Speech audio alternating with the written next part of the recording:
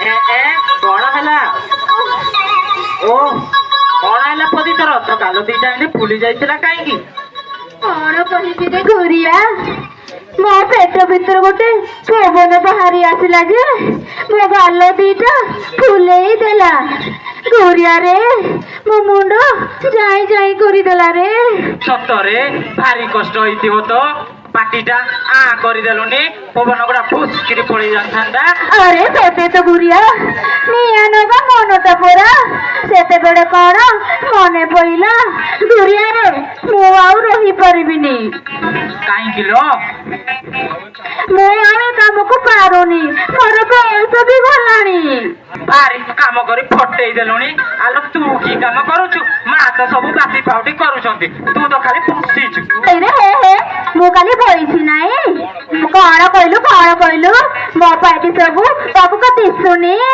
ଏତେ ସବୁ ଘରର ସକଳ ପାଇଟି ମୁଁ କରୁଛି। ଢିଙ୍କି ପଡିଛି 8 ଗଣ୍ଡା, ଶୁଖେଇ ଦେବାକୁ 4 ବେଣ୍ଡା। ଏତେ ବଡ ଘରର ସବୁ ପାଇଟି ମୁଁ କରୁଛି, ଦିଶୁନି? ଆଲୋ ତୁ କିଏ କରୁଛୁ ଏ ଘରେ? ମୁଁ କରୁନି ଆଉ ତୁ କରୁଛୁ ନାଇଁ? ତୁ କଣ କରୁଛୁ ବା? ବଜାର ସଉଦାରୁ ପଇସା ମାରି ଖାଲି ଗାଞ୍ଜି ହେଇ ଫୁଲେଇଛୁ। ମୁଁ କଣ ତୋ ବଇ ଜାଣିନି? ଦେଖିଛୁ ମୁଁ ବଜାର ସଉଦାର ପଇସା ଖାଉଛି, ତୁ ଦେଖିଛୁ? ହଇରେ ଚୋରି କିଏ ଦେଖୁଥାଏ? ଆରେ ତୋର ତୋର ଗଲା ତୋର ବଡିଶା, କେହି ନ ଜାଣନ୍ତି ସାଇ ପଡିଶା। ହଁ ମ ତ କହି ମୁଁ ଜାଣିନି ବାକି ଯେ। ହଇରେ କଣ ଜାଣିଛୁ କହିଲୁ ନହେଲେ ତ ତାଙ୍କ ଭାଙ୍ଗିଦେବି। କହିବି କହୁନୁ ତୋ ଜୀବରେ କେତେ ହାଡ ଅଛି ଦେଖିବା। ରସଗୋଲାଟା ପାଟିରେ ପୁରେଇ କହୁଥିଲୁ, ପେଟରୁ ପବନ ଏମିତି ବାହାରି ଆସିଲା ଯେ ମୋ ଗାଲ ଦିଟା ଫୁଲେଇ ଦେଲା। ତୁ ଭାବିଥିଲୁ ମୁଁ ଜାଣିନି ବୋଲି? ଦେଖ ଗୁରିଆ, ମୋ ସହିତ ଏମିତି କଚ ନାଚ ଲଗାନା କହିଦଉଛି। ମୁଁ କାଇଁ ତୋ ଉପରେ ଲାଗନ୍ତି ଯେ?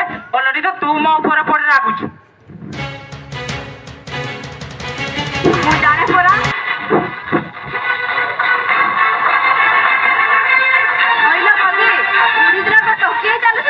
କାମ ନାହିଁ ଧାମ ନାହିଁ, ଖାଲି କିଏ ଗୁରିଆ ତୁ କଣ କରୁଛୁ?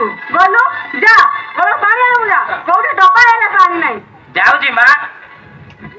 ହଇଲୋ ତେରା ସାଙ୍ଗେ ରଜଗସ କିଆଲୋ ଅଲାଛି। ମା ତମେ କିଛି ନ ବୁଝି ମତେ ଏତେ କିଆ ଗାଳି କରୁଛ ମ? ସେ ଅଲାଠିଆ ଅଲା ଯୁଗି ତ ମୋ ପିଛେ ପିଛେ ଗୋଳଉଛି। ହଁ ଯେପଟେ କିଛି କଥା ନାହିଁ, ଗୋଷ୍ଠୀ ଯାକ ତ ତୁଳସୀ ପତ୍ର। ଯା ଅଲଗା ବାସନ ପଡିଛି ମାଜିବୁ ଯା। ମା କିଛି ନ ଶୁଣି ଏତେ କଥା ମତେ କିଆ କହୁଛ ମ?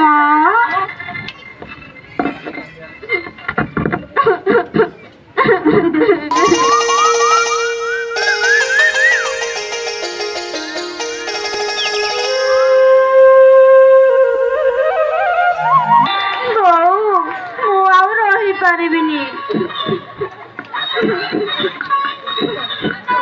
କାହିଁକି ଲୋ, ତୋର କଣ ହେଲା? ନାଇଁ ଦେଇ, ମୁଁ ଆଉ ଏ କାମକୁ ପାରୁନି। କି କାମଟା ତୁ କରୁଛୁ କିଲୋ?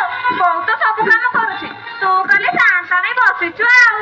ଯେତେ କାମ କଲେ ବି ମତେ ଏ ଘରେ କାହାରିକୁ ଦିଶୁନି। ମୁଁ ଏତେ କଥା ଶୁଣି ପାରିବିନି କି ରହିପାରିବିନି। କିଲୋ ତତେ କଣ କହିଲା କିଲୋ? ମା ତମେ ତ ନିଜେ କହିଲ।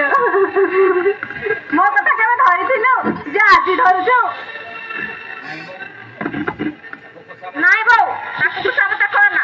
ତାର ଯୁଆ ଇଚ୍ଛା ସେ ଯାଉ। ମୁଁ ଯିବିନି ଆଉ କଣ ରହିବି? ପତର ଗୋଟେ ହେଲେ ତ ପେଟକୁ ଗଣ୍ଡେ ଖାଇବାକୁ ମିଳୁନି। ଦେ କଉଡ଼ି ଖାଆପିଟା, ସେଥିପାଇଁ କିଏ ଦାନ୍ତ ନିକୁଟା। ହଉ ଢଗ ନେଲାନି, ଯିବୁ ଯଦି ଚାଲିଯା, ତୋ ପଛରେ କେହି ଗୋଡେଇ ଯିବିନି। ଯିବି ବୋଲି ତ ମୁଁ ବାହାରିଲି, ଯିବି ବୋଲି ତ ମୁଁ ଯିବି, କିନ୍ତୁ ନିଶ୍ଚୟ ଯିବି। ଯିବୁ ତ ବସିଲୁ କିଆ? ଯିବି ବୋଲି କଣ ବସିବାକୁ ବି ମନା, ଯିବି ବୋଲି ତ ବସିଲି। କାହିଁକି କିଛି କହୁଛୁ? ଆଜିକାଲି ତାର ମୁଣ୍ଡ ଠିକ ରହୁନି। ତୁ ତ ତା ମୁଣ୍ଡ ବି କାଟୁଛୁ। ହଁ ମୁଁ ସବିଙ୍କ ମୁଣ୍ଡ ବି କାଟୁଛି। ତା ମୁଣ୍ଡ, ତୋ ବାପା ମୁଣ୍ଡ, ଏ ଘରେ ସବିଙ୍କ ମୁଣ୍ଡ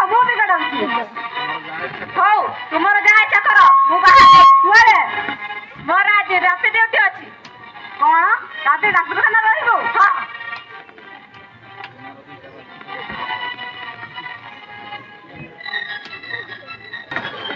ମା ମୁଁ ଆଉ ତମ ଘରେ ନୌକରି କରିପାରିବି ମୁଁ ଆଉ ଦାଣ୍ଡ କଳକୁ ପାଣି ବୋହି ପାରିବିନି ମୋ ଅଣ୍ଟା ବି ଲାଗିଗଲାଣି କାଇଁ ଆଜି ତ ସେ କଥା କହୁନଥିଲୁ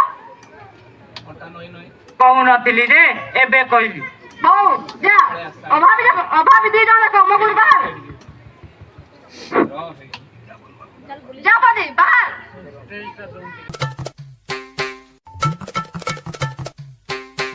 ମା ମୁଁ କହିଲା ସାଙ୍ଗେ ସାଙ୍ଗେ କଣ ମୁଁ ଯିବି ମୁଁ ସିନା କହିଲି ତମ ଘରେ ରହିବିନି ବୋଲି ହେଲେ ଏଇନେ ତ ସାଥେ ସାଥେ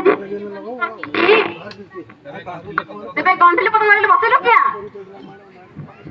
ମୋ ଇଚ୍ଛା ହେଲା ମୁଁ ସେଥିପାଇଁ ବସିଲି ମୋର ଯୋଉଦିନ ଇଚ୍ଛା ହବ ମୁଁ ସେଇଦିନ ଯିବି ମାସକରେ ହଉ କି ବରଷକରେ ହଉ ଯିବି ତ ନିଶ୍ଚୟ ଯିବି ହେଲେ ତମ ଘରେ ଆଉ ରହିବିନି ହଉ ହଉ ଭଲ କଥା କିରେ ଗୁରିଆ ତୁ କଣ ଆଜି ଯିବୁ ଏ କଣ କହିଲ ମା ଦାଣ୍ଡ କୋଳରୁ ପାଣି ବୋହିବାର କଷ୍ଟ ହଉଛି ବୋଲି ସେମିତି କରଦରେ କହିଦେଲି ନା ଆଉ ମୁଁ କଣ ସତରେ ତମ ଘର ଛାଡି ଯିବି ଯା ସେ କଥା ମୁଁ ବୁଝିବି କାନ ତ ଯାଇନି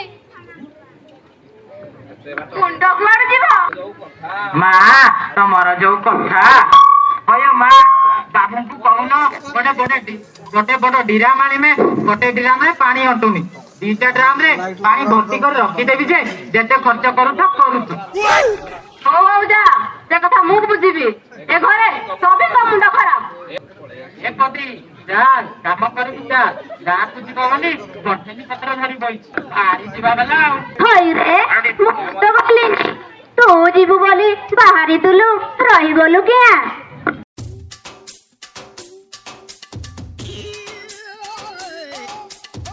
ଆଲୋ ଏତିକି ବୁଝି ପାରୁନୁ ତୁ ବାହାରିଥିଲୁ ବୋଲି ମୁଁ ବାହାରିଥିଲି ନା ଆଉ 10 ବର୍ଷ ହେବି ସାହାନ୍ତଣିକି ଯେତିକି ମତେ ସେତିକି ବୟସ ହେଲାଣି ଆସି ତୁ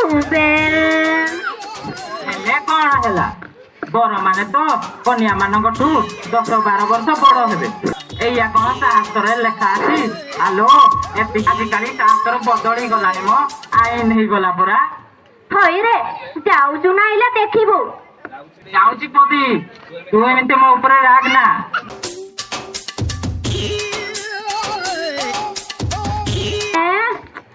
ହଁ ରସିକ ଯାଉଛି ବନ୍ଧରେ ବଣମଲ୍ଲି ପୁଲି ପାଚିଲା ଗାମୁ